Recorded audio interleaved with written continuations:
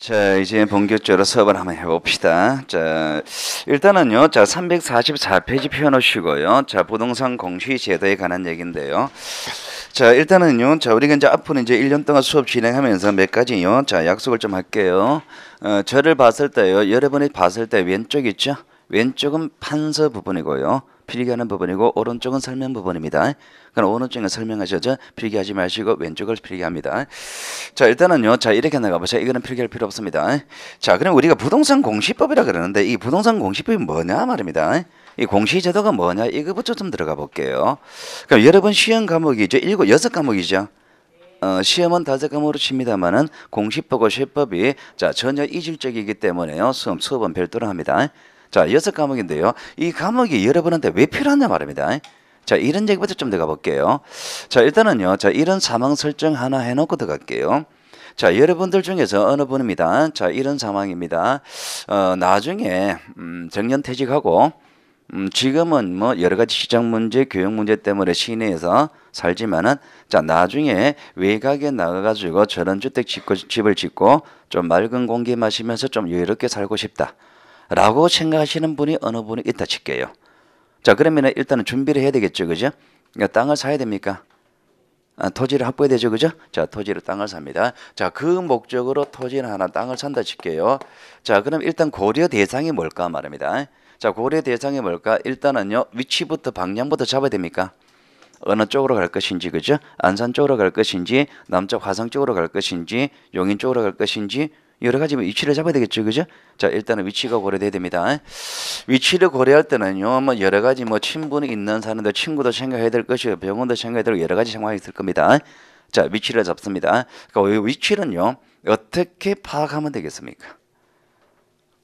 위치는 어떻게 여러분이 파악하면 되겠습니까? 간단합니다.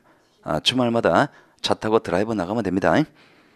드라이브 나가지고 오늘은 오른쪽, 오늘은 왼쪽, 동쪽, 남쪽 이렇게 다니면서 어느 지역 괜찮네라고 내가 파악하면 돼요, 이거는. 자, 그 다음에 자, 위치를 잡았습니다. 자, 위치를 잡고 나서 그 다음에 자, 그 땅을 삽니다. 땅을 사는 목적이 있겠죠. 목적이 있을 거 아니에요, 그죠? 자, 목적이 있습니다. 뭐 하려고 땅을 삽니까?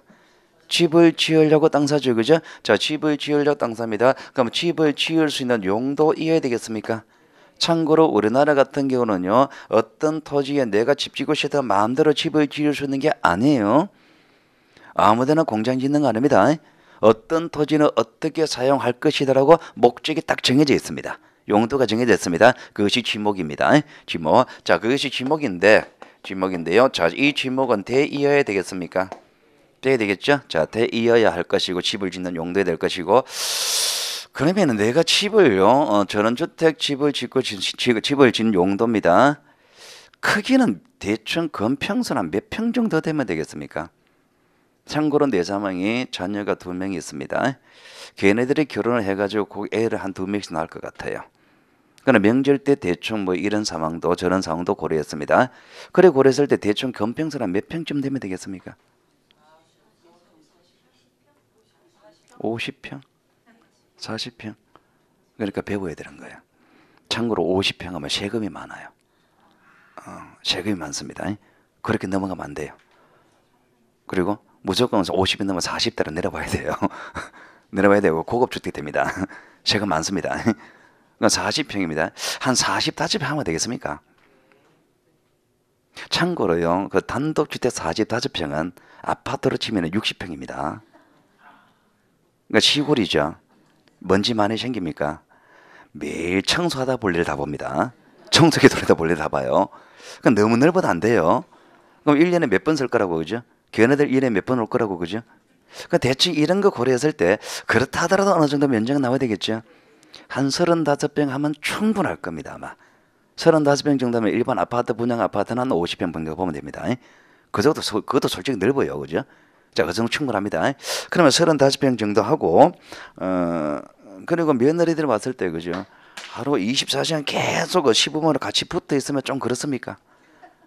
저거들이 다리 쭉 뻗고 편하게 쉴 수 있는 공간 좀 필요하면 있으면 좋겠죠, 그죠?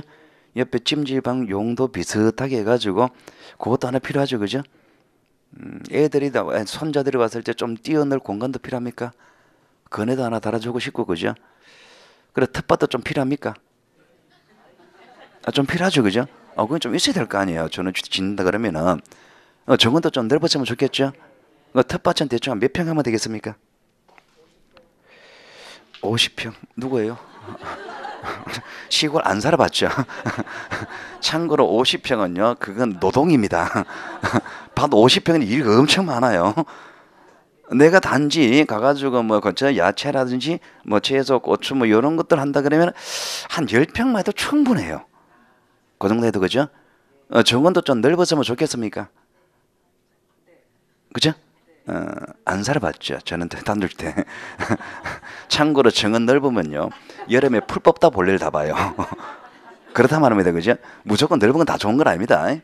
그런 거 저런 거 고려했을 때요, 아무리 그래도 그죠, 애들 오면 주차 공간도 필요하고 했을 때 한 200평 정도는 돼야 될 거야 아마.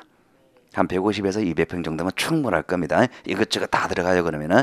자, 그럼 면적은 한 200평 정도 되면 좋겠습니다.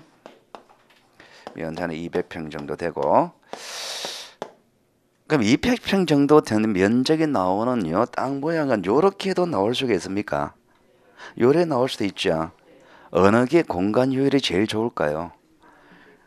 정사각형이 제일 좋아요. 그러면 내가 땅을 산다면 그건 목적으로 산다 그러면, 자, 그럼 토지 외형도 필요합니까? 외형도 필요하죠. 그죠? 땅 모양도 내가 고려 요소잖아요. 그죠? 고려 요소입니다. 그럼 정사각형 이런 모양이면 좋겠습니다. 그러면은 이런 내용들을 다 알아야 되죠. 그죠? 자, 위치입니다. 이거는 동네 이름입니다. 소재 지번이라 그래요. 지번. 자, 이런 것도 알아야 되고, 자, 이런 거 알아야 됩니다. 그러면 이런 걸 내가 다 알아야 됩니다. 그러면 내가 일일이 조사해야 됩니까? 위치는 내가 찾아가면 되고, 그죠? 그럼 면적입니다. 면적, 지목 면적이 200평 내가 줄자 대고 재봐야 됩니까? 지목이 됩니다. 다 집을 지을 수 있는 정도의 경관 토지인지 포크레인을 파봐야 됩니까?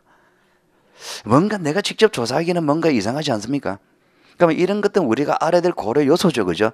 어떤 부동산을 땅을 산다 그러면은 알아야 할 고려 요소입니다만은, 이거는 일일이 조사한다는 거는 뭔가 비합리적이죠. 불합리하죠. 그죠? 비합리적입니다. 그러면 이런 것들은 국가가 이런 것들을 조사해서 정리를 해가지고 장부로 정리하면 편하겠습니까? 그럼 일반 국민들은 그건 딱 떼보면 되잖아요. 그죠? 그럼 이런 것들을 장부로 정리해놓은 제도가 있단 말입니다. 그걸 뭐라 그러냐? 지적제도라 그래요. 지적제도. 지적제도인데, 그럼 지적제도는 구체적으로 어떤 거냐? 토지대장하고 지적도를 보면 이거 다 알 수 있습니다. 그러면 토지 지적제도라는 것은요, 그 토지 자체에 관한 얘기를 우리가 장부로 정리해 놓는 거예요. 자, 그러면 이런 내용을 다 알았습니다. 그럼 내가 딱 원하는 그 땅입니다. 딱 원하는 그 땅입니다. 땅 사야 됩니까? 그럼 내가 사야 될 거 아니에요. 그죠? 그럼 땅 사야 되면 누구한테 사야 돼요? 소유자한테 사야 되죠. 그럼 근데 소유자는 누구예요? 소유자 어디 있습니까? 누군지 압니까? 그 동네 슈퍼 주인한테 물어봐야 됩니까? 참고로 요즘은 슈퍼 주인한테 물어봐도 아무도 모릅니다. 참고로 그 땅은 현지인 아니에요. 다 외지인입니다. 그죠? 소유자 누군지 모르죠. 그럼 내가 소유자 일일이 조사한다? 이게 아니다. 그죠? 소유자를 설령 알았습니다. 땅 사야 됩니다. 땅 사는데 근데 문제는 내가 땅 샀습니다. 땅 사가지고 내가 집을 지으려니까 집을 지을 수 없는 상황이 발생할 수도 있습니다. 선순위 지상권에다가 집 못 지어요. 이거. 그렇다고 합니다. 그죠? 권리도 알아야 되겠죠. 기타 권리. 그럼 융자 있는지도 알아야 됩니까? 담보가 얼마 설정인지 알아야 될 거 아니에요. 그죠? 깎거 아니에요. 그죠? 그럼 내가 일일이 그 사람을 검증조사한다? 이건 말이 안 되는 거잖아요. 그죠? 그러면 이런 권리 관계, 이런 것들도 소유자가 누군지 이런 권리들, 이런 것도 국가가 장부로 정리해주면 편하겠습니까? 편하겠죠? 여기 먼저 등기제도예요. 등기제도. 그 등기제도, 이거 등기부 등본 때 보면 된다 말입니다. 등기부. 그러면 이 등기제도라는 것은요, 이 토지에 대한 권리 관계 내용을 정리하는 장부죠. 그러면 이 지적제도와 등기제도란 것은 결과적으로 이 토지에 관한 이런 내용과 이런 내용들을 일반인에게 알려주는 방법입니까? 일반인에게 이런 내용이라고 알려주는 방법이죠. 그럼 어떤 내용을 일반에게 알려주는 절차를 뭐라 그러냐? 공시한다라고 이야기하는 거예요. 그래서 이것을 두 가지 가지고 공시제도라 그럽니다. 공시란 말이 안 익숙하신 분도 있을 건데 주식하시는 분은 잘 아실 거예요. 아마 기업 내용을 공시한다 이런 말 들어봤습니까? 기업의 어떤 자산의 변동사항이라든지 기업의 내용이 변화 생길 때 그 공시한다 그러죠. 그죠? 공시한다. 그럼 어떤 기업에 관한 내용들을 일반에게 알려주는 절차잖아요. 이게 공시제도라 그런 거예요. 그럼 이 두 가지 제도가 공시제도인데, 그럼 이 지적제도라는 이 제도를 운영하기 위한 법이 있겠죠. 지적제도를 운영하는 법이 있을 거 아니에요, 그죠? 법입니다. 그럼 이 지적제도를 운영하는 법을 우리가 이렇게 합니다. 공간정보의 구축 및 관리 등에 관한 법률이다. 이렇게 이야기하는 거예요. 혹시 이런 법률 들어봤습니까? 처음 들어봤죠, 그죠? 공간정보의 구축 및 관리 등에 관한 법률이라 그럽니다.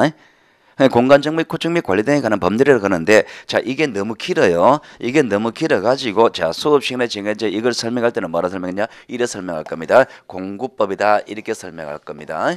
이래 줄일 겁니다. 공구법이라고 이래 줄이는데, 문제는요, 공구법이라고 해가지고 이 명칭 자체로서 지적에 관한 내용이라는 게 출원이 됩니까? 공구법이라는 법 명칭 가지고 지적에 관한 내용이라는 게 출원이 전혀 안 되죠. 출원이 전혀 안 되기 때문에 제가 이 용어는 잘 안 쓰고요. 이런 말을 쓸 겁니다. 지적에 관한 법이다. 이런 말을 쓸 거예요. 자꾸. 지적에 관한 법이다. 이런 말을 쓸 겁니다. 그러니까 지적에 관한 법 이게 너무 길어요. 그래서 제가 지적법이다. 이런 말을 쓸 겁니다. 사실은 지적법이라는 단행법은 없습니다. 어찌면 지적에 관한 법이다. 그래야만 이 지적제도라는 게 출원이 되기 때문에 이런 말을 쓸 거고요. 그리고 자, 등기 제도를 운영하는 법이 있겠죠, 그죠? 그게 부동산 등기법이란 겁니다. 부동산 등기법이라 그러고, 그러면 결과적으로 이 공구법하고 등기법 이 두 법은요, 공시제도를 규율하는 법입니까? 공시제도를 규율하는 법이죠. 그래서 이것을 공시법이라고 그런 거예요. 공시법이라 그러면은요, 공시법이라고 별도로 존재하는 단행법은 없고 이 공구법과 등기법은 묶어서 공시법이라 그런 거예요. 그럼 공시를 하는데요, 자, 어차피 토지에 대한 공시입니까? 부동산에 대한 공시죠. 그래서 부동산 공시법이라고 하는 거예요. 그럼 이걸 부동산 공시법을 하는데, 그럼 이 부동산 공시법 지적제도 등기제도를 여러분은 왜 배우느냐 말입니다. 여러분가 왜 배우느냐니까. 참고로 부동산 거래의 가장 출발이 이겁니다. 우리가 여러분이 나중에 이제 합격했습니다. 합격해가지고요, 중개사무실을 개업했으면서 좀 외곽지에 개업했습니다. 외곽지에 개업하면 일단은 물건은요, 토지가 많이 확보될 겁니다. 오후 2시에 누군가 손님이 들어옵니다. 손님이 들어가서 여기 좋은 땅 있습니까? 라고 묻습니다. 그렇게 물었을 때, 아, 좋은 땅 있습니다. 가봅시다라고 바로 차 시동 걸어야 됩니까? 그러면은요, 안 돼요. 그러면 안 됩니다. 일단은 앉혀가지고 이런저런 얘기를 하면서 이 사람이 스파인지 물건 빼내려왔는지 실소유자인지 이것부터 판단해야 됩니까? 판단해야 되죠. 그래서 사무실에 앉아가지고요, 반은 마음을 돌리고 가야 되겠죠. 그래 가야 될 거 아니에요, 그죠? 여름입니다. 여름이라고 시원한 주스를 내놓으면 안 돼요. 여름이라고 시원한 주스를 내놓으면 마시고 그냥 가버립니다. 뜨거운 녹차 내놔야 됩니다. 그래 뜨거운 식을 때까지 기다릴 거 아니에요. 그죠? 그럼 그러면서 이제 우리가 자, 내일 그저 왔단 말입니다. 그럼 이제 토지를 설명할 실소유자입니다. 토지를 설명했죠, 소개하겠죠. 자, 이런 땅 어떻습니까라고 땅을 소개합니다. 뭐를 꺼냅니까? 이거 꺼내는 거예요. 이걸 꺼내가지고 이제 토지를 설명하잖아요. 그러니까 부동산에 관한 거래의 출발이 이겁니다. 이거. 그럼 그 토지 자체를 설명하는 거잖아요, 그죠? 여기다가 이게 기본적으로 그 토지 자체 설명하고, 그리고 그 사람이 안 넘어온다, 그죠? 안 넘어온다면 하나 더 꺼내야 되겠죠? 그 토지 이용 계획서가 들어가죠, 이제. 요거 사면은 나중에 개발이 어떻게, 요래 들어가잖아요, 이제. 그죠? 그렇게 이제 단계로 들어간 겁니다. 그럼 이게 가장 시작이에요. 그 시작. 그럼 이 토지 자체가 이제 분석이 끝났습니다. 분석 끝났습니다. 그럼 중개를 해야 되겠죠? 매매를 해야 되겠죠? 그럼 땅 사야 될 거 아니에요? 이거 꺼내야 되잖아요. 그럼 이 두 가지가 부동산 거래의 시작인 거예요, 이게. 부동산 거래 시작이고 그 부동산 자체를 분석하는 겁니다. 그럼 이 시장 이제 여기서 끝났단 말입니다. 그러면 이제 매매를 합니까? 매매를 하죠. 여기서 민법이 등장하잖아요, 이게. 매매는 민법이 등장합니다. 그리고 부동산 거래할 때는요, 자, 아까 전에 집지을 용도 내가 전원주택 용도였죠. 그러니까 땅을 사시면은요, 나중에요 상속도 생각해야 됩니까? 이왕이면 땅값 좀 올랐으면 좋겠습니까? 그죠? 나중에 투자 가치 생각해야 되죠. 그럼 개론이 등장하잖아요. 개론. 근데 지금 시세가요, 공시지가가 얼마입니다? 한 25만 원입니다. 그럼 실거래가가 대충 한 50만 원으로 생각하고 있습니다. 지금 2배로 많이 쳐준 겁니다. 그런데요, 매도를 내한테 100만 원을 불러요. 2배를 더 불러요. 그죠? 2배를 더 부른단 말입니다. 2배를 더 부르는데 왜 부르냐? 가만히 보니까 그 사람이 뭐뭐 설명하더란 말입니다. 그나 앞에 나중에 돼가지고 앞에 이제 전원주택지가 들어오는 거죠, 이제. 그죠? 앞에가 개발된다 말입니다. 아파트 단지가 개발된다 말입니다. 그럼 이런 얘기를 합니다. 그럼 땅가 2배 오르는 건 가능한 얘기죠, 그죠? 3년 내로 개발될 예정이니까, 그죠? 매도는 그럽니다. 중개사도 그렇게 이야기합니다. 믿어야 됩니까? 그럼 그 사람이 하는 얘기고 내가 알아야 될 거 아니에요. 실제로 그런지, 그죠? 그럼 내가 알아야 됩니다. 그럼 내가 알아서 판단해 조사해 봐야 되겠죠, 그죠? 판단해 봐야 어떻게 조사하시겠습니까? 시청 가서 물어보면 돼요. 시청 가가지고 여기 나중에 실제로 개발됩니까? 도로가 뚫립니까? 물어보면 됩니다. 그럼 그 사람들 안 가르쳐 줄까요? 가르쳐 줍니다. 다 가르쳐 줍니다. 다 가르쳐 주고 자료 다 줍니다. 자료 줍니다. 도면 다 줍니다. 근데 문제는 그걸 받았습니다. 근데 내가 해석을 못 하잖아, 지금. 국가에서 안 알려주는 게 아니에요. 다 알려줘요. 다 와서 보라 그래요. 여러분이 지금 당장 가가지고 나중에 어디가 개발될지 다 알려줘요. 줍니다. 계획이 다 잡혀 있거든요. 다 열람할 수 있어요. 근데 문제는 그 서류를 보고서 내가 해석을 못 하는 거예요, 지금 이게. 그런 문제가 생겼잖아요, 그죠? 그럼 내가 그 매도인이나 중개사가 이야기하더라도 내가 판단할 수 있어야 되죠. 그럼 판단하면 뭐가 필요합니까? 이제 공법이 들어오잖아요. 이거 알아야 될 거 아니에요, 이거를. 공법을, 그죠? 뭐 세금 계산할 수 있어야 됩니까? 세법을 해야 될 거 아니에요. 그럼 이런 게 다 고정업적으로 고려돼가지고 중개를 해야 되겠습니까? 뭐 중개사법 필요하잖아요. 그래서 우리 시험 과목이 이래 들어가는 겁니다. 시험 과목이 어느 한 과목에 필요 없는 게 없는 겁니다. 다 필요한 겁니다. 다 필요하고. 그런데 우리가 이제 공시제도라는 것이 이게 가장 시작인 거예요. 지금 부동산 거래의 시작이면서 동시에 우리가 국가에서 부동산 정책을 하죠. 지금 9.13 대책 나오면서 어쩌고 저쩌고 하면서 공공택지 개발한다, 그죠? 공급한다는 그런 얘기 하죠. 그 부동산 정책의 시작이 이거예요, 지금. 물론 거기는 여기에다가 플러스해서 여러 가지 요소가 들어가겠죠, 그죠? 그 지역의 인구 현황이라든지 도로 현황이라든지 가구 수라든지 이런 게 여러 가지 요소가 들어갑니다만은 그 모든 기초의 시작이 요거부터 시작하는 겁니다. 이렇게 들어가는 거예요.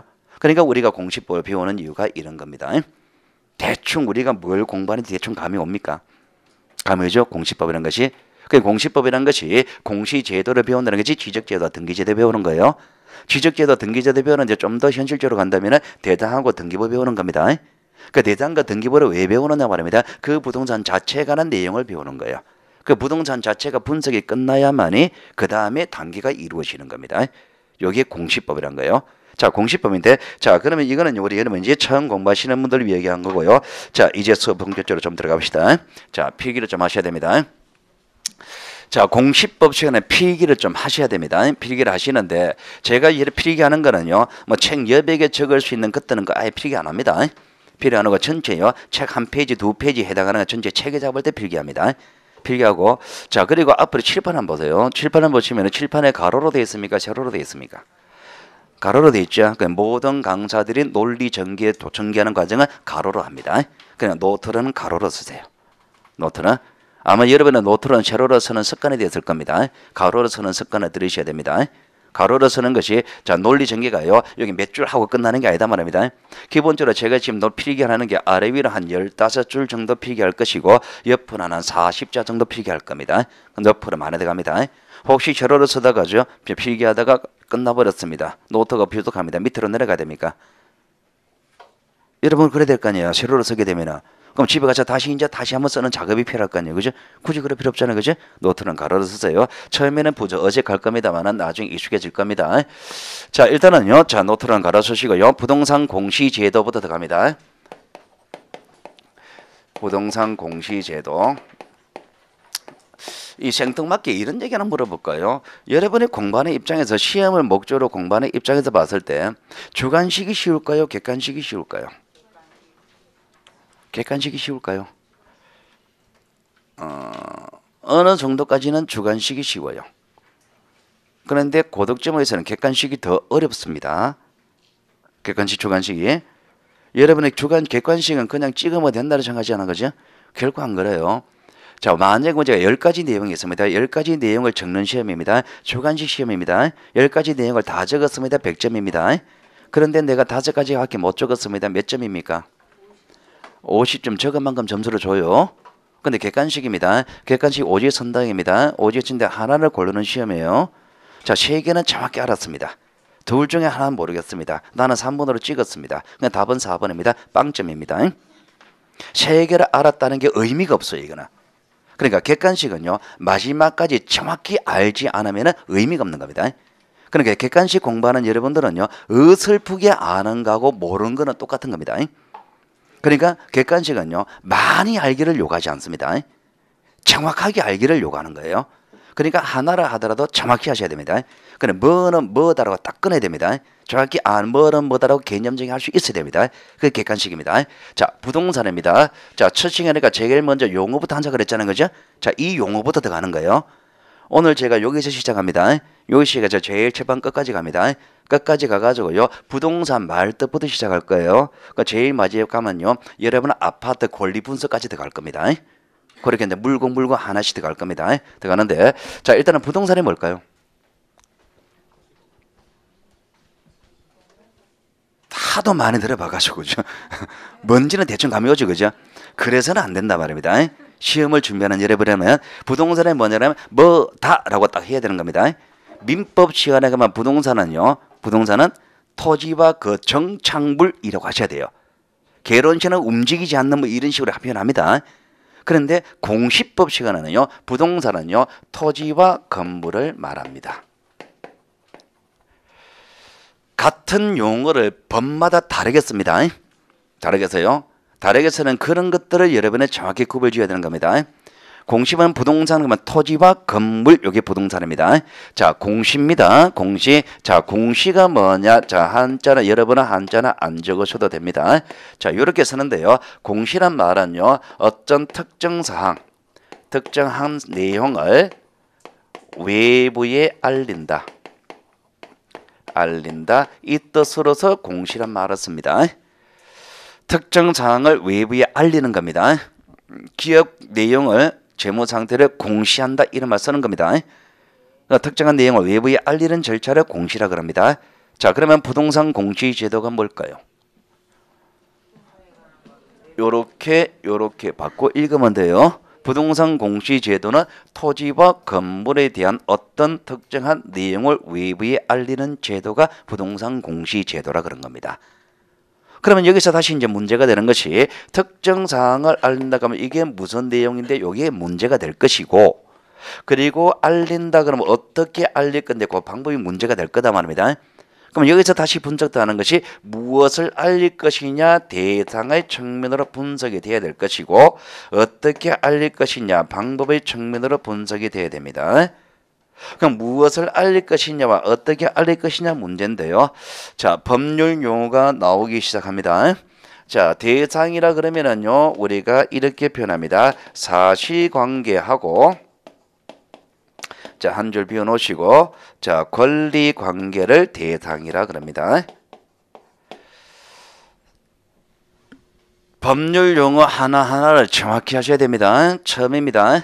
여러분 중에서 작년에 공부하셨다가 어떤 이유 때문에 올해 다시 하는 분도 계실 겁니다. 하는 분도 계시는데요. 작년에 배운 내용은요, 다 잊어버리세요. 처음부터 다시 하는 겁니다. 처음부터 다시 잡아가야만 작년에 할 때 딱 떨어진 만큼의 실력을 갖췄을 뿐이잖아요. 그죠? 그게 극복이 됩니다. 작년의 내용을 자꾸 아끼려고 자꾸 써먹다 보면 거기 한계에 갇히게 됩니다. 그 작년에 다 잊어버리고 새로 출발합니다. 자, 사실관계인데요. 자, 사실관계는 우리가 뭐라고 이야기하느냐? 부동산 표시라고도 합니다. 부동산 표시라 그럽니다. 자, 처음이니까요. 자, 이런 얘기도 합니다. 자, 여러분은 이제 법을 공부할 때 어차피 공부는 여러분 스스로 하시는 겁니다. 어차피 공부 여러분 스스로 하는 거예요. 강사들이 어떻게 해주는 거 없습니다. 단지 이제 여러분은 공부하는 걸 도와주는 게 강사가 할 역할일 뿐입니다. 아까 전에 시험 출제 경향이 그렇다 그랬잖아요. 그죠? 저희들이 해줄 수 있는 건 아무것도 없어요. 여러분 공부하는 거 도와주는 겁니다. 그럼 여러분이 공부할 땐 책을 읽었대요. 그죠? 자, 이 법책입니다. 법을 공부하는 건데요. 법을 공부할 때요. 자, 일단은 법의 책을요, 단어가 나열하는 방법이 있습니다. 단어가 나열되는 방법이, 자, 밑에 점을 찍으면서 단어를 나열하고 마지막에 점점점 요렇게 단어가 나열되는 방법이 있고요. 그리고 밑에 점을 찍는 거는 똑같은데, 그리고 마지막에 마침표를 찍히는 게 있습니다. 그리고 단어가 나열될 때 중간점을 찍으면서 단어 나열하는 게 있습니다. 그리고 단어 나열할 때요, 갈로 묶는 게 있습니다. 이게 다 다릅니다. 의미가 다 달라요. 이런 것들은 이제 구별 지으면서 책을 공부해야 되는 겁니다. 자, 일단 밑에 점을 찍는 건 어떤 의미냐? 요 각각이 독립된 의미, 각각 다른 의미를 가질 때는 밑에 점을 찍어요. 다른 의미일 때. 그리고 중간점을 찍는 거는요, 이 두 가지가 묶어서 하나의 의미를 가질 때는 중간점을 찍어요.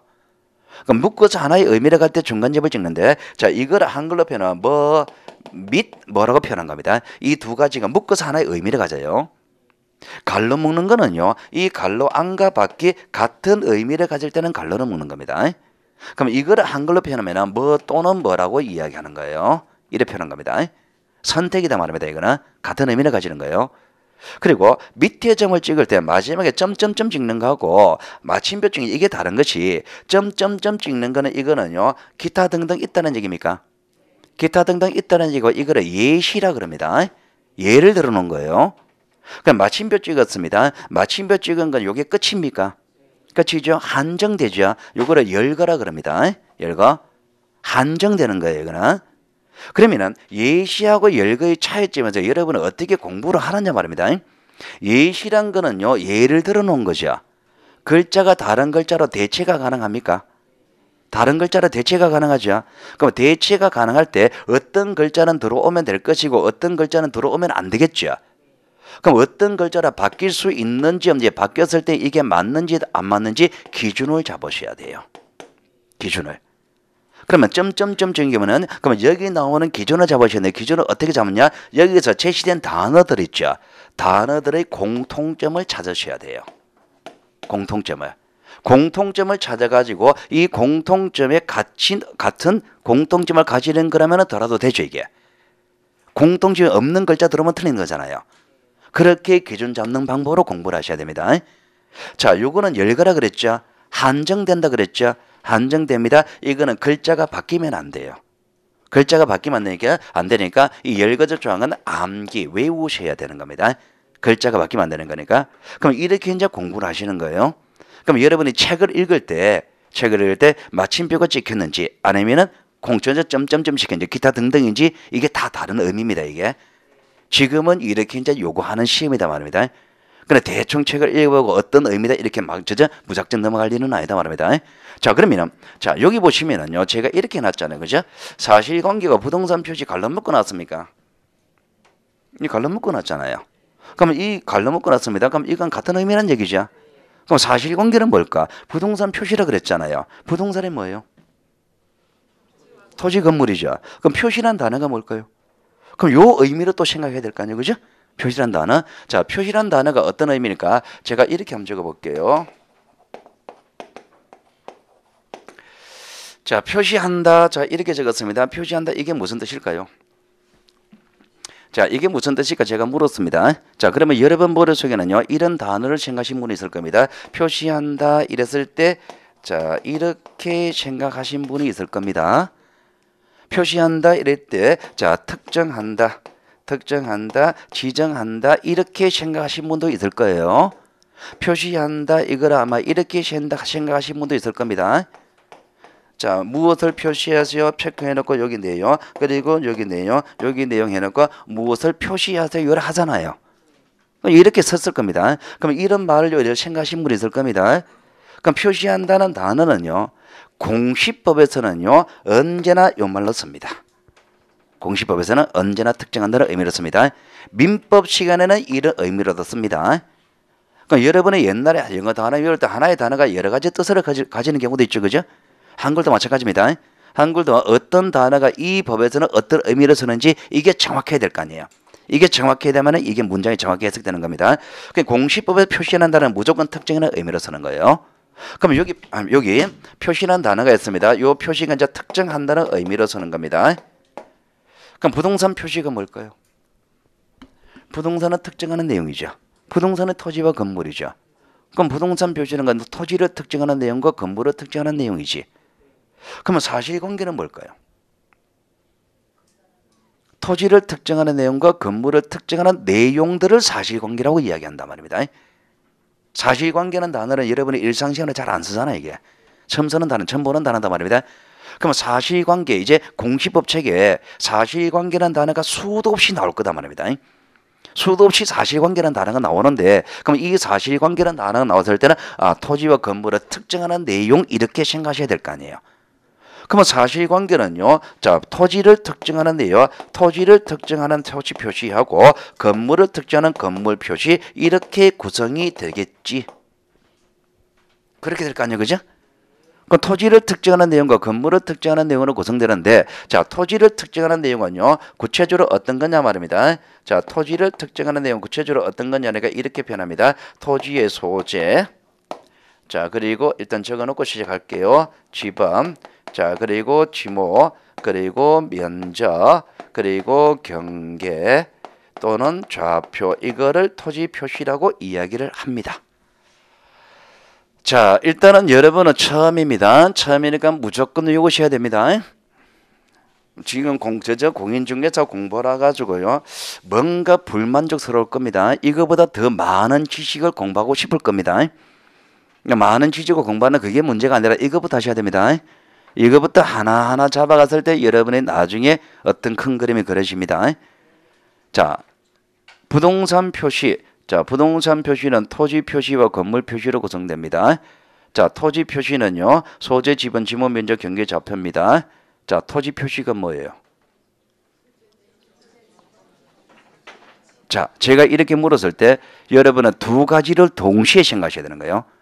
토지 표시 그러면은 의미는 토지를 특정하는 의미다 이렇게 생각하셔야 되고 그리고 토지 표시의 내용은 소재, 지번, 지목, 면적, 경계, 좌표다 이렇게 생각하셔야 되는 거예요.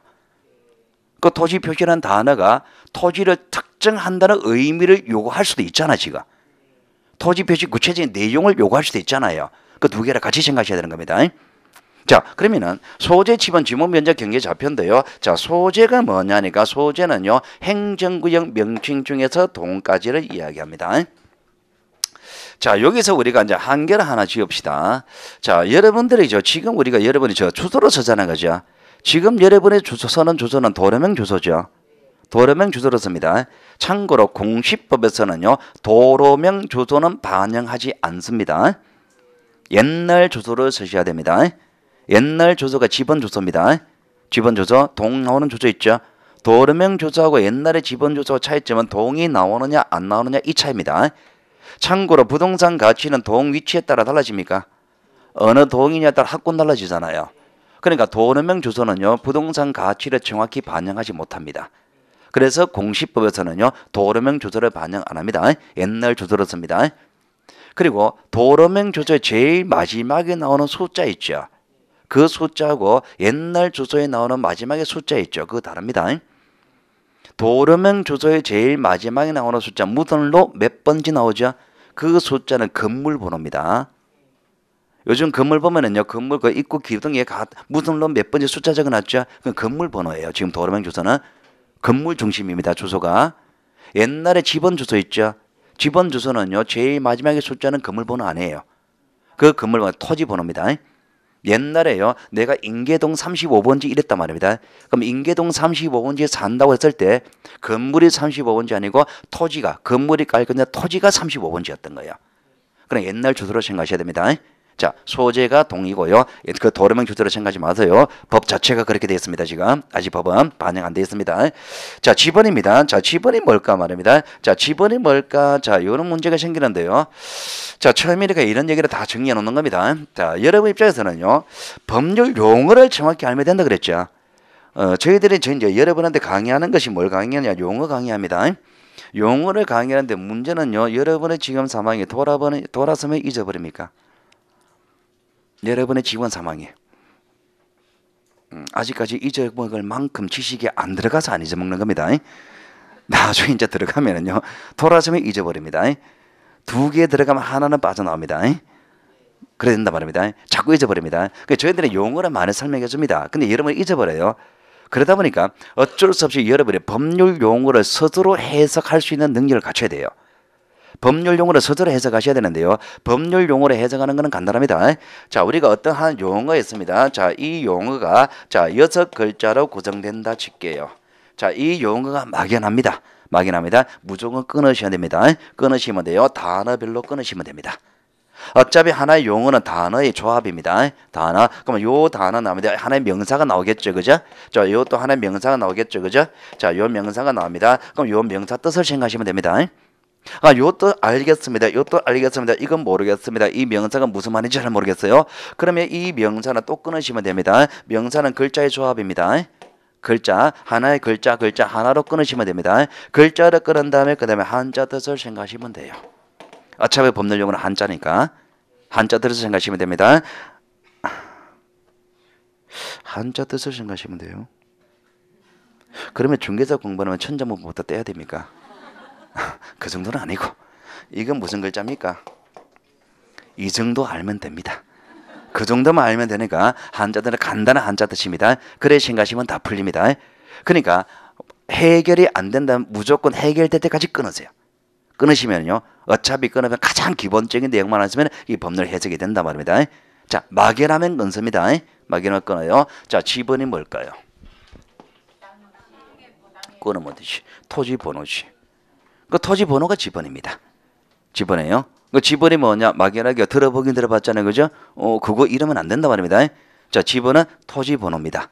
인계동 35번지 그러면 인계동에 있는 토지로서 그 동네에서 35번째 토지다 이 말입니다. 자, 지목이 뭘까요? 토지 목적. 토지 목적이 지목입니다. 이 토지는 어떤 목적으로 쓸 것이냐? 이 토지는 집 짓는 용도로 쓸 것이냐?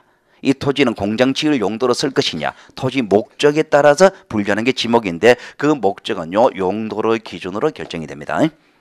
용도를 기준으로 결정되고요. 자, 그리고 자, 면적입니다. 면적은 토지 크기다. 뭐 이거는 별로 설명 안 해도 되겠죠, 그죠? 자, 경계입니다. 자, 경계가 가지는 의미는요 토지 외형이라는 의미를 가집니다. 토지 외형.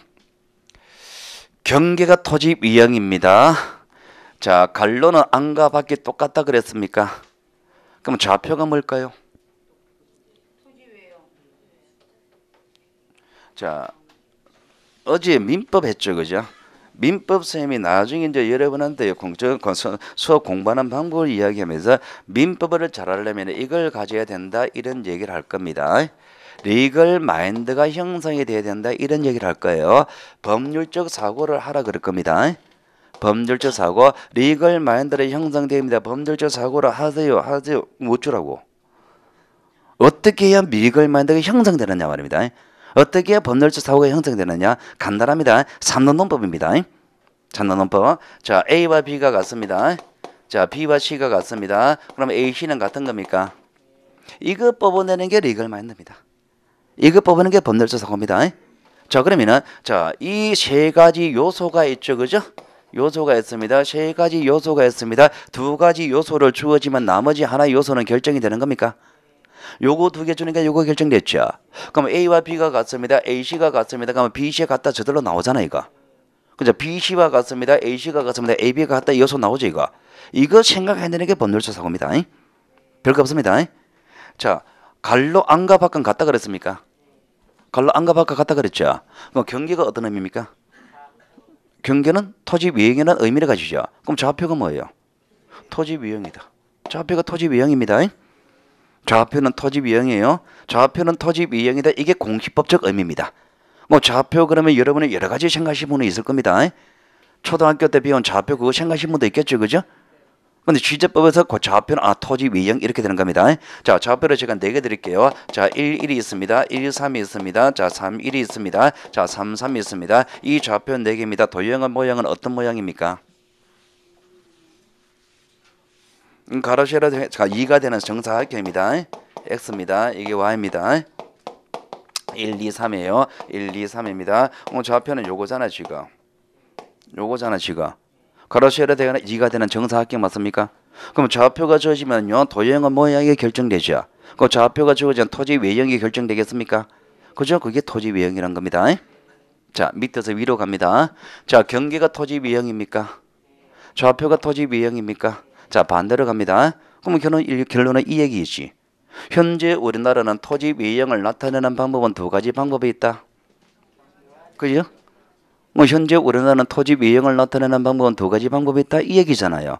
그럼 2가지 방법인데 이 방법은 같은 의미입니까? 같은 의미죠. 같은 의미라 그러면 현재 우리나라에서 같은 의미를 가지는 이 두 가지 방법을 동시에 쓰는 건 아니겠지. 같은 지역에 두 가지를 동시에 쓸 필요는 없을 거 아니에요. 같은 의미니까 선택적으로 쓰겠죠. 그럼 우리가 이게 추론이 가능하잖아요.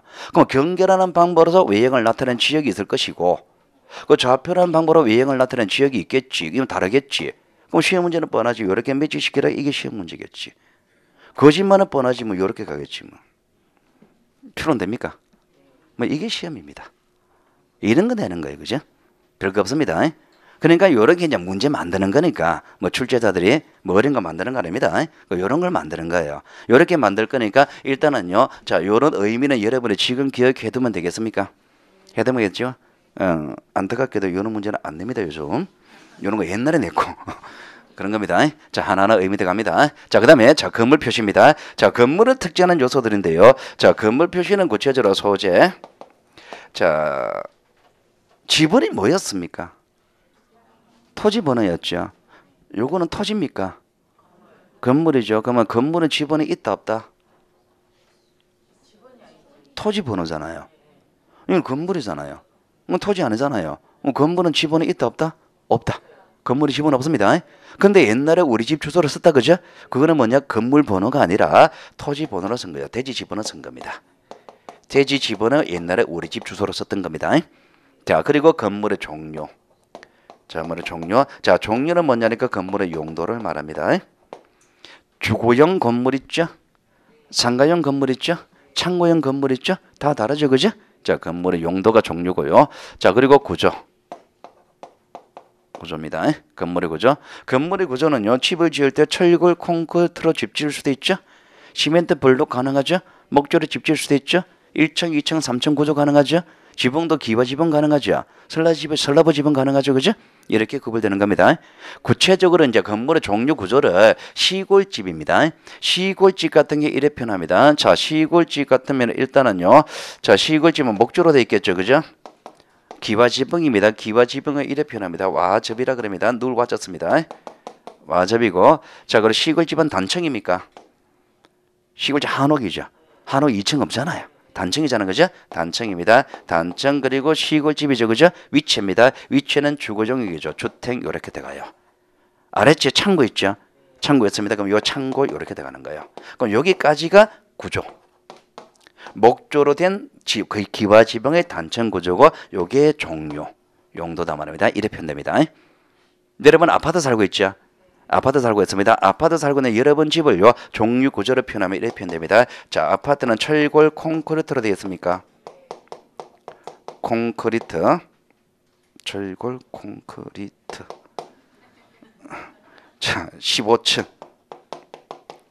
기와 지붕 아니죠? 슬라브 지붕. 슬라브 지붕. 여러분은 아파트 주거용 용도죠? 그냥 아파트 이렇게 돼가요. 여기까지가 구조. 철골 콘크리트로 된 15층 구조고 그리고 슬라브 지붕 구조입니다. 그냥 단일 용도의 주거용 아파트는 그냥 아파트 들어가요. 주상복합 가능합니까? 가능하죠? 그럼 여기는 주상복합 아파트. 주상복합 이렇게 들어가요. 복합 용도가 들어간단 말입니다. 용도가 주거용과 상가용이다 말입니다. 아파트형 공장도 있습니까? 아파트형 공장 있죠? 그럼 여기는 공장형 아파트 이렇게 들어가요. 이게 용도다 말입니다. 그러니까 종류 구조가 대충 뭔지 감이 옵니까? 건물의 종류 구조가 이렇게 표현되는 겁니다. 자, 그리고 면적. 건물의 면적, 건물의 크기겠죠, 그죠? 이런 것들을 건물을 특정하는 요소라고 이야기합니다. 건물 표시가 뭡니까? 건물을 특정하는 내용으로서 건물의 소재, 대지 지번, 종류 구조, 면적을 건물 표시라고 한다. 이렇게 개념돼야 되겠죠, 그죠? 자, 그 다음에 자, 권리관계입니다. 자, 법에서 다루는 모든 권리는 두 가지로 나눠지는데요. 자, 소유권이 있고 그리고 소유권 아닌 권리가 있습니다. 소유권 아닌 권리가 있는데 소유권 아닌 권리입니다. 자, 공부를 처음 하시는 여러분입니다. 자, 소유권 아닌 권리 여러분이 들어본 겁니다. 자, 구체적으로 어떤 권리들이 들어봤습니까? 여러분이 집 사면서 융자받았다 이런 말 들어봤죠? 융자받았습니다. 저당권 설정해준다 이런 말 들어봤죠? 그죠? 저당권이 소유권 아닌 권리입니다. 자, 내 집을 전세해준다 이런 말 들어봤습니까? 전세권도 소유권 안행 권리고 뭐 임차권 이런 말 들어봤죠, 그죠? 뭐 이런 것들의 소유권 안행 권리 점점점점입니다. 그러면 여러분이 이제 나중에 이제 공부할 때 이런 겁니다. 여러분이 그저 어문계열 있죠, 그죠?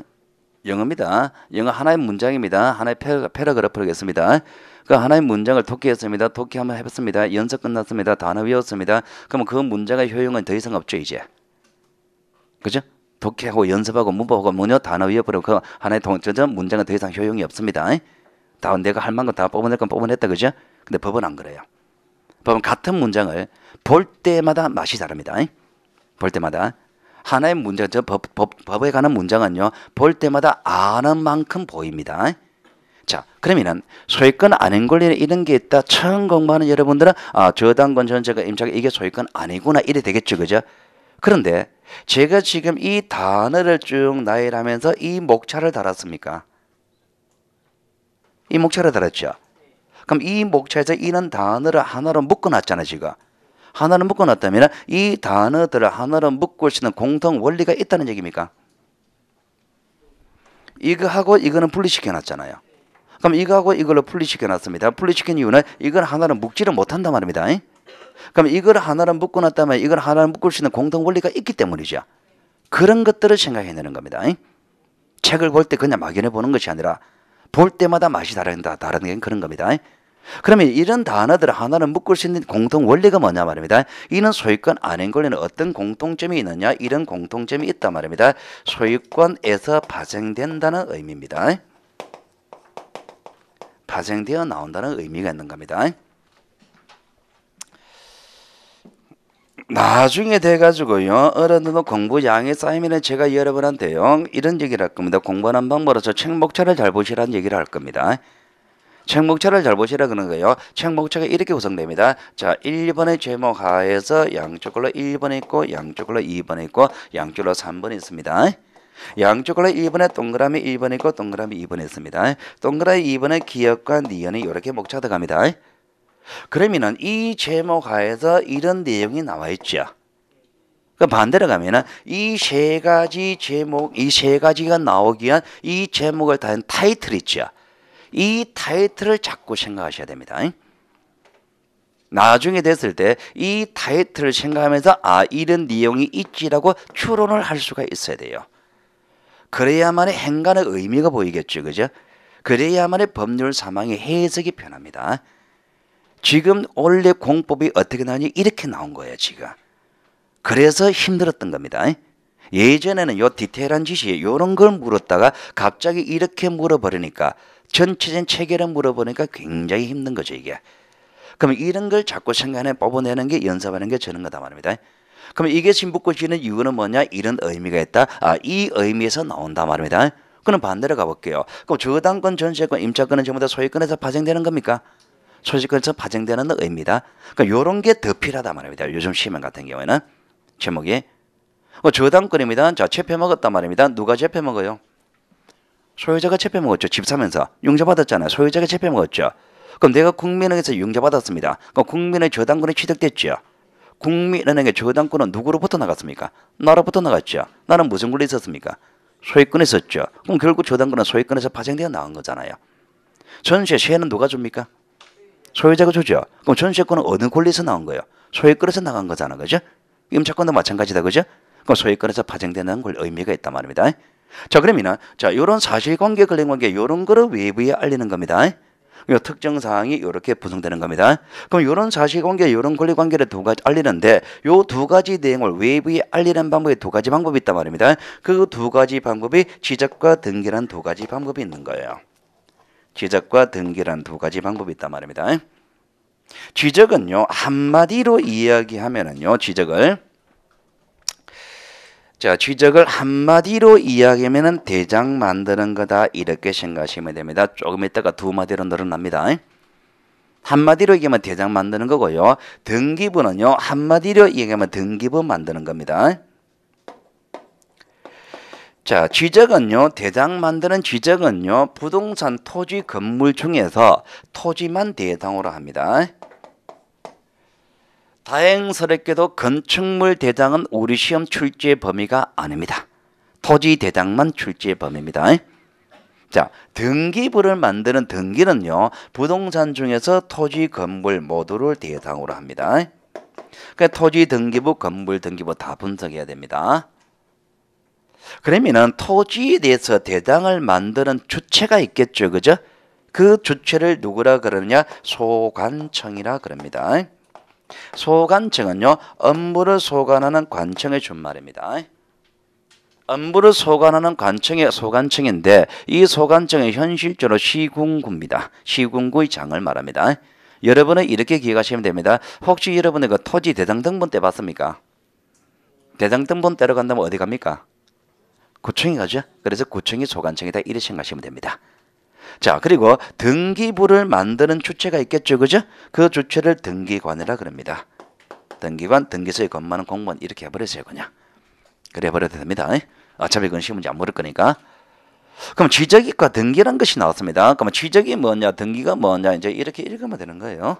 취득이 뭡니까? 소관청의 토지에서 대장 만드는 겁니다.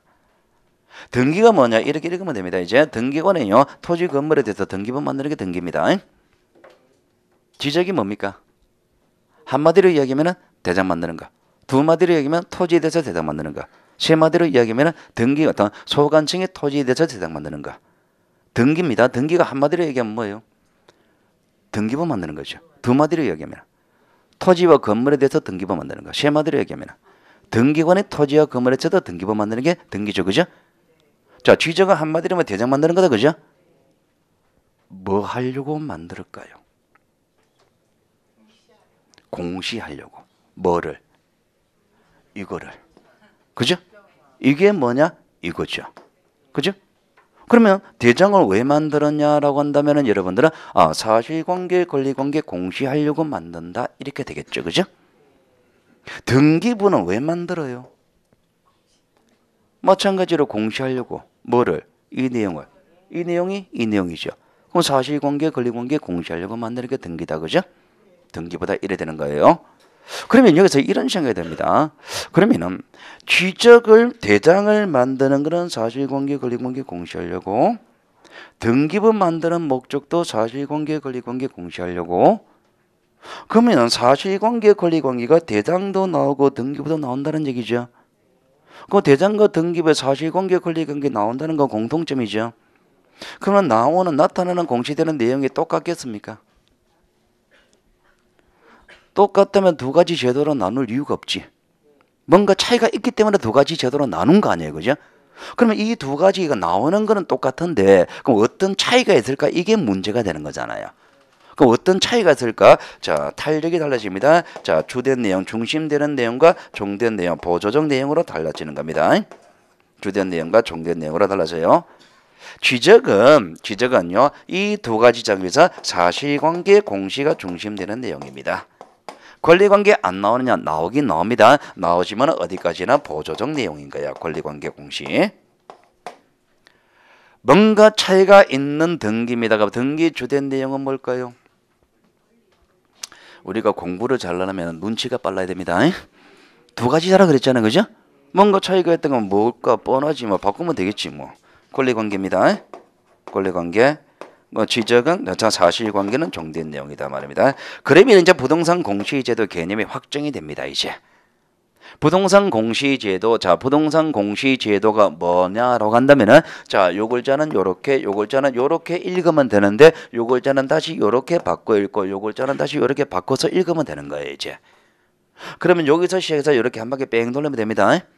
그러니까 부동산 공시제도가 뭐냐니까, 부동산 공시제도는 토지와 건물에 대한 이러한 사실관계하고 이러한 권리관계를 취득과 등기 두 가지 방법으로 외부에 알리는 제도인데, 취득은 사실관계 중심으로 이루어지고 등기는 권리관계 중심으로 이루어진다. 맞습니까? 라고 하면 되죠? 그럼 제가 지금 말했던 걸 쭉 적으면 한 4줄 될 겁니다. 그게 제일 위에 적힌 거예요. 그게 책에 적힌 겁니다. 자, 그러면은 부동산 공시제도가 이런 겁니다. 자, 책은 나중에 집에 가서 보시고. 자, 부동산 공시제도가 이런 거예요.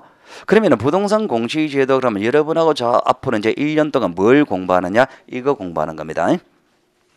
그럼 제가 이제 1년 동안 내년 10월 달까지 수도 없이 많은 얘기를 하겠죠, 그죠? 수도 없이 많은 얘기를 합니다만은 그 제가 하는 말의 내용은요, 요 단어를 절대로 안 벗어납니다. 요 단어를 절대로 안 벗어나고 요 단어를 어디서 이야기하느냐? 여기서 이야기합니다. 요 두 개를 절대로 안 벗어납니다. 그럼 여러분하고 저하고 앞으로 1년 공부하는 게 뭘 공부하느냐? 대장하고 등기부 공부합니다. 대장하고 등기부 공부합니다. 그러니까 대장과 등기부에서 무슨 내용 공부하느냐? 요 내용을 공부하는 거예요. 별거 없죠? 얼마 안 되죠, 그죠? 뭐 요까지 걸 가지고 그죠?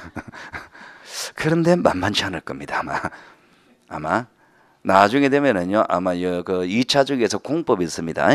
공법은 대충 뭐 소문 들은지 모르겠습니다만 그 엄청 어렵습니다. 그거 굉장히 힘듭니다. 그에 못지않게 힘든 게 공시법입니다. 그래서 두 법을 공공의 척이라 그럴 겁니다. 아마 공법과 공시법이 두 가지가 굉장히 힘들 겁니다. 공법은요, 처음부터 힘들 것이고, 공시법은 처음에는요, 사태의 심각성을 못 느낍니다. 사태의 심각성을 못 느끼고 나중에 가가지고 9월 중순쯤 됐을 때, 그럼 내년 9월 중순쯤 되면 어느 정도 공부가 완성된 상태입니까? 그죠? 그때쯤 됐을 때 공인중개사 공부하시는 분들한테 어느 과목이 제일 힘듭니까? 라고 할 때 99%가 공시법이라고 할 거예요. 나중에 내가 이거 발목 잡을 겁니다. 이게 그렇게 힘들 겁니다. 그래 가는데요. 어쨌든 이런 내용을 공부하는 겁니다. 자, 그러면 여러분은요, 오늘 지금 여러분은 뭘 하셔야 되느냐? 자, 요 위에 단어들 있죠? 이거는 우리가 앞으로 쓸 단어들입니다. 쓸 단어들은 이거는 반드시 외우셔야 됩니다. 그리고 문제는 여기서 나옵니다. 그러니까 여러분이 제가 이걸 외우라 그러잖아요, 그죠? 첫 시간이니까요. 오늘 첫 주죠, 그죠? 첫 주니까 몸 푸는 거죠. 학원 적응하는 거 맞습니까? 학원 적응하는 기간 맞습니까? 아니요, 이미 적응 끝났어요, 여러분들은. 이미 끝났습니다. 이미 끝나요. 바로 공부를 하셔야 됩니다. 첫날이니까 이게 가벼운 내용이 아니에요. 이거 반드시 외워져 있어야 됩니다. 토지 표시가 뭐예요? 토지를 특정하는 내용으로서 소재, 지분, 지목, 면적, 경계, 좌표다. 이게 외워져 있어야 될 거 아니에요. 제가 지금 마침표 찍었잖아. 점점은 없잖아요. 그럼 다른 거 집어넣으면 틀릴 거 아니에요. 그 토지 표시에 관한 거 다른 거 집어넣어가지고 거짓말 한단 말입니다. 여기 거 설정 집어넣어서 거짓말 하는 거 이게 바로 시험 문제입니다. 이게 요것만 묻는 건 아니겠지 이제. 옛날엔 이런 걸 물었겠지만 지금은 요걸 전제로 해서 다른 걸 묻겠지 이제. 그렇게 간단 말입니다. 근데 이런 단어가 안 외워져 있어버리면 어떤 문제 생기느냐 말입니다. 지금은 제가 이제 토지 표시 첫날이니까 이 단어 설명하잖아, 그죠? 자, 근데 이 단어 설명하다 다음 주는 요걸 전제로 두고 요 단어 요걸 설명할 거거든요. 그럼 요걸 설명하는데 여러분이 이 단어 안 외워져 있어버리면 다음 주에 제가 이걸 안다고 전제로 두고 설명합니다. 안다고 보고 설명하는데 여러분이 안 외워져서 있어버리면 저는 이거 설명합니다. 근데 여러분은 이거 고민해가지고 생각해내는 기간에 3초 걸립니다. 그럼 어떤 문제 생기느냐? 제가 설명하는 속도하고 여러분이 생각하는 속도가 3초의 시간적 갭이 생기죠. 다음 주는 요거 설명했죠. 그 다음 주는 또 요거 설명할 거거든요. 그럼 이게 또 안 돼 있어 버리면 또 3초 또 생겨버리죠. 그 다음 주는 또 이거 설명할 거거든요. 그럼 이것도 시간 3초 생겨버리죠. 그럼 여러분이 제가 설명하는 속도가 여러분이 생각하는 속도 시간적 갭이 9초 생기죠. 9초 생기죠. 9초라도 해가지고 생겨서 따라오면 다행입니다. 그럼 이래 돼버리면 그때부터는 뭐라고 이야기했냐? 못 알아듣겠다 그럽니다. 못 알아듣겠다 이 말이 나와버리는 거예요 이제. 그래 돼버립니다. 그럼 못 알아듣는단 말입니다. 왜 못 알아듣는 겁니까? 이 단어 뜻이 안 외워져 있어서 못 알아듣는 겁니다. 그 단어 뜻이 안 돼서 못 외워서 못 알아듣겠다 그러면 내 책임입니까? 여러분 책임이잖아요. 외우는 건 여러분이 외우셔야 될까? 제가 대신 외워줄 수는 없는 문제니까. 여러분 책임 맞죠? 여러분 책임입니다. 근데 내 책임이라 하기에는 내 자존심에 조금 스크래치 납니까? 그죠? 그러면 여러분은 카운터에 가서 뭐라고 이야기할 거냐 말입니다. 못 알아듣겠다 그러면 일단 첫 번째가 말이 빨라서 못 알아듣겠다라고 이야기하시죠. 그죠? 그렇게 이야기하십니다. 물론 말이 빨라서 못 알아듣는 건 맞습니다. 왜? 여러분이 생각할 때까지 9초의 시간을 안 기다려주니까. 그죠? 절대적으로 빨라서 못 알아듣는 건 아니죠. 제가 지금 이야기하는 거 다 알아듣습니까? 이해 다 되죠? 그죠? 그럼 앞으로 여러분은 저한테 말 빨라서 못 알아듣겠다는 얘기를 하면 안 되는 거예요 이제. 제가 지금 이야기한 게 다 알아듣는다 그랬잖아요, 그죠? 두 번째 이제 뭐라고 얘기하느냐? 경상도 사투리 섞여서 못 알아듣겠다라고 이야기하시죠. 지금 제가 하는 얘기는 다 알아듣겠습니까? 다 알아듣겠죠? 그러면 사투리 때문은 아닌 겁니다. 앞으로 이제 사투리 때문에 못 알아듣겠다 이런 얘기 하시면 안 돼요. 다 알아듣잖아요, 그죠? 그럼 여러분이 못 알아듣는 이유는 법률 용어가 안 이루어져 있어서 못 알아듣는 겁니다. 그럼 이런 게 자꾸 문제가 생긴단 말입니다. 그러니까 복습하는 거를요, 반드시 복습을 그날 거를 복습해 오셔야 됩니다. 그럼 이게 누적대가 쌓이기 시작한단 말입니다. 그럼 중간에 이제 포기라는 결과가 나와버리는 거예요. 그러니까 지금 위에 거 쉽다고 해가지고 그냥 무시하지 마시고 반드시 이것부터 외워져 있어야 됩니다. 외워져야 되고, 그럼 위에 거는요, 앞으로 제가 쓸 단어들이고 시험 문제는 이런 거 안 묻습니다. 이런 거 묻는 것이 아니고 이거를 전제로 두고서 여기를 물어요. 지금 여기 주와 종의 의미가 있죠, 그죠? 이 의미, 자 나중에 내년 한 9월 달쯤 되면은요, 여기서 보기만 하게 한 20개 정도 나올 거예요 아마. 어마어마한 얘기 나옵니다. 매번 첫 시간에 이거 합니다. 매번 첫 시간에 이야기하고 오늘 하는 얘기를 내년 9월 달에도 합니다. 똑같은 얘기를 합니다. 그만큼 여기서 많은 의미가 나옵니다. 많은 의미가 나오는데, 그럼 이거 주와 종의 의미가 차이가 있겠죠. 사실관계가 여기도 있고 여기도 있잖아요. 지적과 등기 다 나오죠. 그냥 주된 모습이고 종된 모습이죠. 이게 의미 차이겠죠, 그죠? 마찬가지 의미 차이겠죠. 이 의미를 분석해내는 겁니다. 그럼 여기에 관한 얘기 이제 분석 나가야 됩니다. 자, 요거 분석부터는요 잠시 쉬었다 하겠습니다. 좀 쉬겠습니다.